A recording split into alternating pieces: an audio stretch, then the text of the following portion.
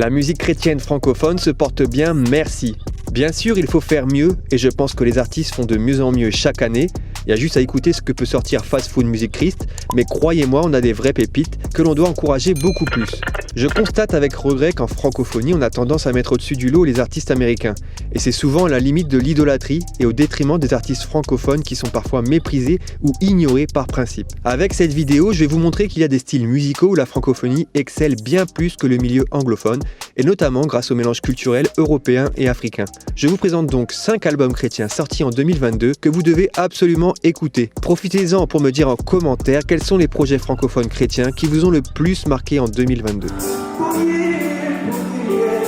NK Divine, Destinée. Après avoir cartonné, et le mot est petit, avec son groupe Les Héritiers Célestes, et notamment le morceau Amour Inconditionnel,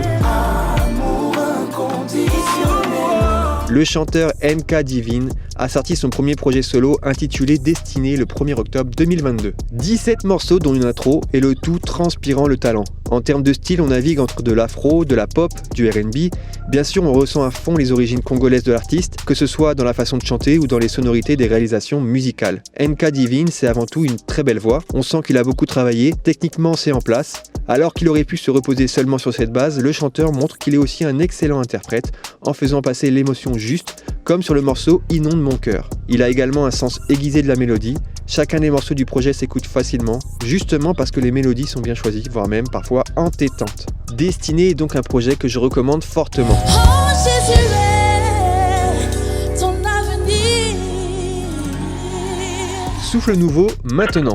Un groupe qui porte vraiment bien son nom. Souffle Nouveau, avec son tout premier album intitulé Maintenant, a clairement apporté une touche personnelle et novatrice dans le milieu de la musique chrétienne. C'est un pur album de louanges au niveau du fond. En termes de texte, on peut tomber dans la facilité et la redondance dans ce style-là, mais pour ce projet, ce n'est pas le cas. Les phrases sont bien tournées avec un français qui sonne bien et la touche de poésie qu'il faut pour être emporté comme il faut. Sur la forme, c'est vraiment très épuré. Sur la plupart des compositions de l'album, on retrouve 2-3 instruments, et notamment le piano et la guitare. D'ailleurs, ça fait plaisir de retrouver Jimmy Lahaye sur Je te donne, le morceau d'ouverture du projet. L'interprétation tout en douceur des solistes nous transporte d'émotion en émotion, et les invités du projet comme Mirella, Ricardo Apollon, Prisca Vu ou encore le groupe Anaya viennent ajouter un peu plus de densité à l'ensemble. Alors qu'on aurait pu s'attendre à quelque chose de plus gospel à l'américaine de la part de Daniel Calange, l'un des fondateurs du groupe, eh bien musicalement c'est plutôt un mix de la série Héritage de Sébastien Desmarais et Jimmy Lahaye, puis de Patrick Bonhomme et Minia. On peut y voir peut-être une forme d'hommage ou en tout cas une volonté de proposer des morceaux aux influences bien francophones avec une interprétation différente de tout ce qu'on a pu entendre jusque maintenant.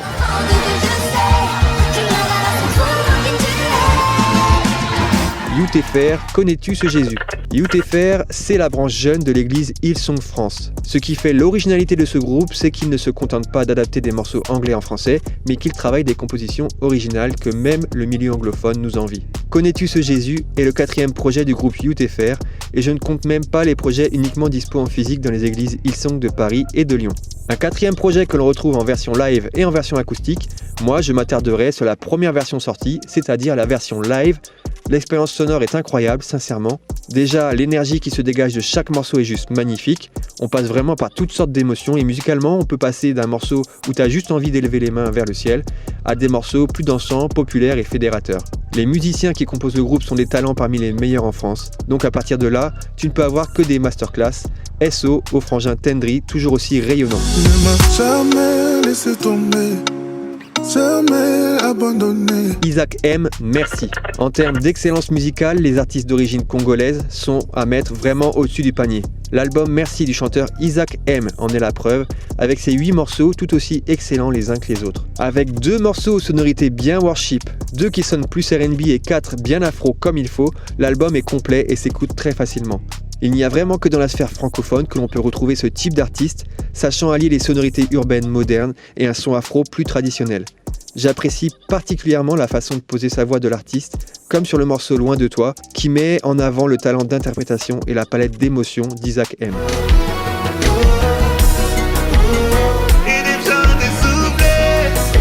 Nixon, nouvelle condition.